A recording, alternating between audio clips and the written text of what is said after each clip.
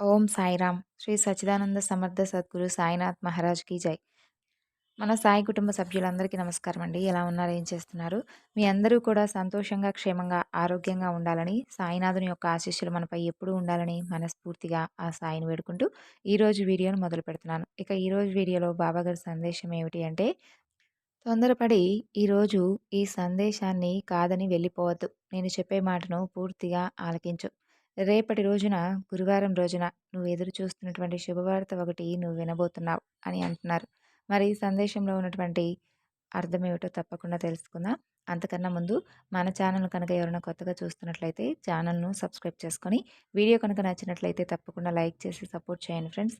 బాబాగారి సందేశానికి ముందుగా చాలామంది ఎన్నో సమస్యలను ఎదుర్కొంటూ ఉంటాం. అలాగే ఆ సమస్యకు తగినటువంటి పరిష్కారం తెలియక చాలా ఇబ్బందులను ఎదుర్కొంటూ ఉంటాం. అయితే సాయిబాబా వారి ఆశీస్సులతో జ్యోతిష్యం చెబుతారండి గురూజీ సాయి దేవరాజు గారు. ఉన్నది ఉన్నట్లుగా మన గురించి, మనం ఎదుర్కొంటున్నటువంటి సమస్య గురించి చాలా చక్కని పరిష్కారం అయితే తెలియజేస్తారు.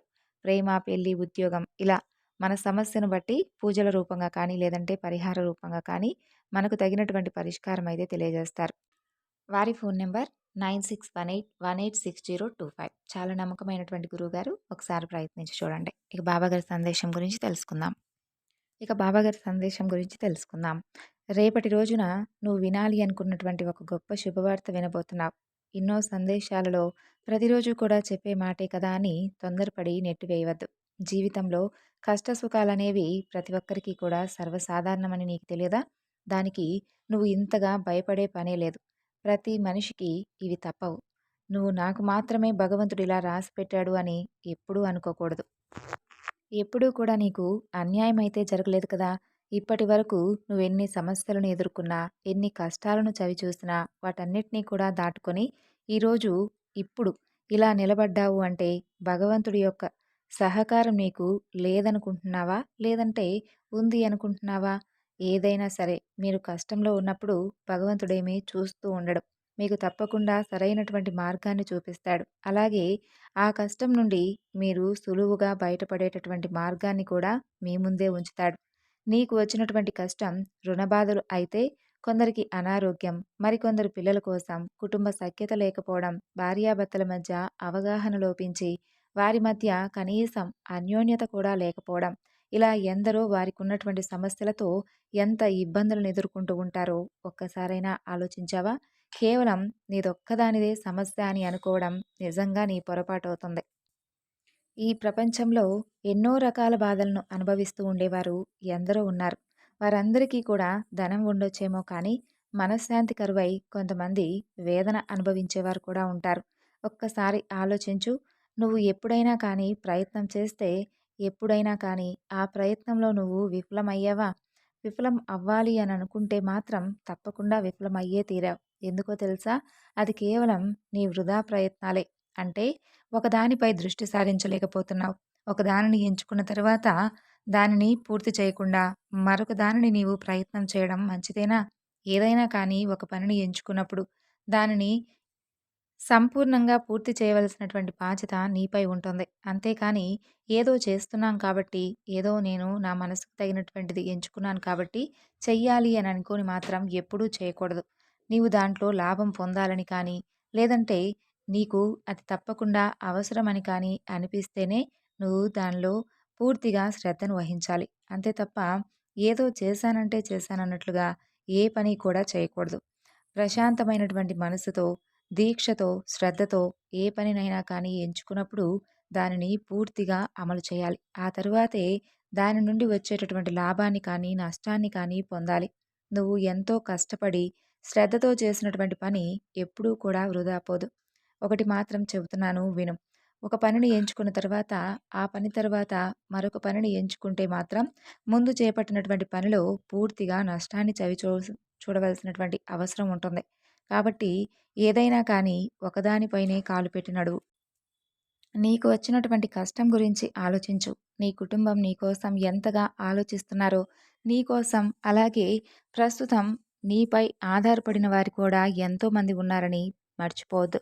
నీ కుటుంబంలో వారి కోసం మాత్రమే కాదు, నీవు జీవితంలో నలుగురికి ఆదర్శప్రాయంగా ఉండాలి అని కోరుకో. అలాగే నువ్వు ఎంతైతే కష్టపడగలవో అంతే కష్టపడు. ఆ కష్టానికి తగినటువంటి ప్రతిఫలాన్ని ఇవ్వమని భగవంతుణ్ణి మనసారా వేడుకో. తప్పకుండా నీవు ఎంచుకున్నటువంటి పనిలో నువ్వు విజయం సాధిస్తావు. ఇంతగా ఎందుకు చెబుతున్నానో తెలుసా? ఇప్పటికో ఇప్పటికే ఎన్నో రకాల విలువైనటువంటి ప్రయత్నాలను వృధా చేసుకున్నావు. మంచి మంచి అవకాశాలను వదులుకున్నావు. అలాగే ఒక మంచి అద్భుతమైనటువంటి అవకాశం నీ వద్దకు వస్తే దానిని కూడా కోల్పోయావు. ఇవన్నీ కూడా నీలో ఉన్నటువంటి అశ్రద్ధతోనే చేసుకున్న పనులు. ఇప్పటికైనా మించిపోయింది ఏదీ లేదు. కాలం చాలా వేగంగా పరిగెడుతుందని ఎప్పుడూ అనుకోవద్దు. ఇప్పటికే సగం జీవితం అయిపోయింది. ఇక నా వల్ల కాదు అని ఎప్పుడూ కూడా నిరాశకు గురవద్దు. ఈరోజు ఉన్నట్లుగా రేపైతే ఉండదు కదా! ఎప్పుడూ కూడా నీ జీవితంలో ఒకేలా ఉన్నటువంటి రోజులను చూసావా? లేదు కదా! కష్టం, నష్టం ఇవన్నీ కూడా శాశ్వతం కాదు. ఎప్పటికైనా ఒకటి గుర్తుంచుకో. నువ్వు ఎంచుకున్నటువంటి పనిని పూర్తిగా చెయ్యి. తరువాత భగవంతుడిపై భారం వెయ్యి. అప్పుడు నువ్వు నిలదీసి అడగవచ్చు. భగవంతుడా! నేనెంతో కష్టపడ్డాను కదా! మరి నా కష్టానికి తగినటువంటి ప్రతిఫలాన్ని ఎందుకయ్యా ఇవ్వడం లేదని అప్పుడు నువ్వు నన్ను అడుగు. తప్పకుండా నీవు ఏదైతే కష్టపడి చేశావో ఆ పనిలో నువ్వు విజయం సాధించేలా నా సహకారం నీకు నిండుగా ఉంటుంది. ఇప్పటికే చాలాసార్లు చెప్పాను. నువ్వు చేసే ప్రతి ప్రయత్నంలోనూ నేను నీకు తోడుగా, నీడగా ఉంటాను అని. నమ్మకంతో ముందుకు వెళ్ళు. అపనమ్మకంతో ఏ పనిని కూడా ఎంచుకోవద్దు. ఏం చెయ్యాలన్నా కూడా తప్పకుండా ఆ పని గురించి ఒకటికి 4 సార్లు ఆలోచించి జాగ్రత్తగా నిర్ణయం తీసుకో. అది చిన్న పనా, పెద్ద పనా అని అస్సలు ఆలోచించవద్దు. నీకు వచ్చిన దానినే నువ్వు ఎంచుకో. దానిలోనే నువ్వు విజయం సాధిస్తావు. చిన్నగా ప్రారంభించు. రోజురోజుకు తప్పకుండా వృద్ధి చెందుతావు. మంచి స్థాయికి నిన్ను తీసుకువెళ్ళేలా నీ ప్రయత్నం నీకు గొప్ప గుణపాఠం నేర్పిస్తుంది. ఇంకొక విషయం, నాకు తోడుగా ఎవ్వరూ లేరు. నేనొక్కడినే ఈ పనిని ఎలా ముగించాలి? అసలు నేను దీంట్లో విజయం సాధిస్తానా లేదా?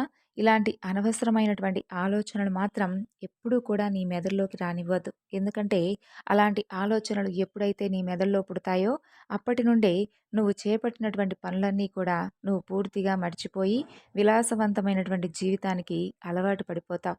అలాగే నాతో పాటు ఉన్నవారు ఎంత సంతోషంగా, ఆనందంగా తిరుగుతున్నారు. నేను మాత్రం ఈ పనిని ఎందుకు పూర్తి చేయాలి? దీని వలన అసలు లాభం వస్తుందో, నష్టం వస్తుందో నాకైతే ముందే తెలియదు కదా! మరి దీనికోసం ఎందుకు నేను ఏ నమ్మకం పెట్టుకొని దీని గురించి నేను పని చేయాలి? ఒకవేళ నేను పని చేస్తే ఆ శ్రమంతా వృధా అయిపోతుందేమో! ఇలాంటి ఆలోచనలు మాత్రం ఎప్పుడూ పెట్టుకోవద్దు. ఎందుకంటే నువ్వు చేసేటటువంటి పని నీ నమ్మకంపై ఆధారపడి ఉంటుంది. నువ్వు ఎంత నమ్మకంతో ఉంటావో ఆ నమ్మకమే నిన్ను ఒడ్డుకు చేర్చేలా నీకు గొప్పగా ఉపయోగపడుతుంది. ఏంటో ఎన్నో రోజుల నుండి నువ్వు చెప్తూనే ఉన్నావు బాబా. కానీ నాలోనే పూర్తిగా ధైర్యం సన్నగిల్లిపోయింది. ఒకసారి ఆహా! ఆ పనిలో నేను తప్పకుండా విజయం పొందుతాను. నాకు నా బాబా తోడుగా ఉన్నాడు అని అనిపిస్తుంది. కానీ వెంటనే మరలా ఆ పనిలో నేను ఒకవేళ అపజయం పాలైతే నలుగురిలోనూ ఎలా తిరగాలి? అసలు మరలా నేను ఇక వేరే పని గురించి ఎలా ఆలోచించాలి అని నాకు నాకే నిరాశకు గురయ్యేటటువంటి పరిస్థితి ఎదురవుతుంది. చూడు బాబా, ఏదైనా కానీ కాస్తైనా నేను ఎంచుకున్నటువంటి పనిలో కాస్తైనా కొంత ఫలితం వచ్చేలాగా చెయ్యి. తప్పకుండా దానిపై నాకు పూర్తి విశ్వాసం వస్తుంది. అప్పుడే నాకు దానిపై పూర్తిగా శ్రద్ధను వహించి నేను చేసేటటువంటి పనంతా కూడా చేస్తాను. అలాగే నేనెప్పుడూ కూడా కష్టం చేస్తున్నానని బాధపడను. ఎందుకంటే ఆ కష్టంతో వచ్చినటువంటి నష్టం నాకెప్పుడూ కూడా నిరాశే మిగులుస్తుంది. కాబట్టి నేను చేస్తున్నటువంటి చిన్న కష్టమైనా సరే దానికి కాస్తైనా నువ్వు ప్రతిఫలం ఇస్తేనే కదా నేను కూడా సంతోషంతో పోరాడగలిగేటటువంటి శక్తి నాలో ఇంకా ఎక్కువవుతుంది. నా వంతు నేను పూర్తిగా కష్టపడతాను. కానీ ఆ కష్టంలో నాకు కాస్తైనా సరే లాభం కనిపించే విధంగా చెయ్యి. ఆ తరువాత నేను చేసేటటువంటి పనిని కానీ, లేదంటే నేను చూపేటటువంటి శ్రద్ధను కానీ నువ్వే చూసి ఆశ్చర్యపోతావు బాబా! నా బిడ్డ నిజంగా ఎంత కష్టపడుతున్నాడు అని నువ్వు తప్పకుండా నన్ను ప్రశంసిస్తావు. చూడు, అందుకే కదా ఈ సందేశాన్ని కొట్టిపారవేయకుండా జాగ్రత్తగా విను అని చెబుతున్నాను. రేపటి రోజున నువ్వు ఒక గొప్ప మార్పును చూస్తావు. అలాగే నువ్వెంచుకున్నటువంటి పనిలో ఒక మంచి అద్భుతమైనటువంటి అవకాశాన్ని కూడా నువ్వు పొందుతావు. ఆ అవకాశంతో నీ జీవితం గొప్ప మలుపు తిరుగుతుంది. ఆ భగవంతుని ఆశీస్సులతో నీకు ఒక గొప్ప శుభవార్త నీ చెవిన పడుతుంది. ఆ తరువాత నువ్వెంచుకున్నటువంటి పనిలో చిన్న చిన్నగా లాభాలను పొందడం ప్రారంభిస్తావు. ఆ తరువాత నీకే అర్థమవుతుంది. సాయి ఎందుకు నాకు ఇంతగా చెప్పాడు? నా పని గురించి ఎందుకలా శ్రద్ధ వహించమని చెప్పాడు? అనే విషయాలన్నీ కూడా నీకప్పుడు అర్థమవుతాయి. ఈలోపు కాస్త ఓర్పుగా ఉండు. సో, విన్నారు కదండీ బావగారి సందేశం. ఈ సందేశం మీ అందరికీ కూడా నచ్చింది అనుకుంటున్నాను. నచ్చితే తప్పకుండా మరికొంతమందికి షేర్ చేయండి. మరొక చక్కని బాబాగారి సందేశంతో మరలా కలుసుకుందాం. అంతవరకు నమస్కారం. ఓం సాయిరాం. సర్వే జనా సుఖినో భవంతు.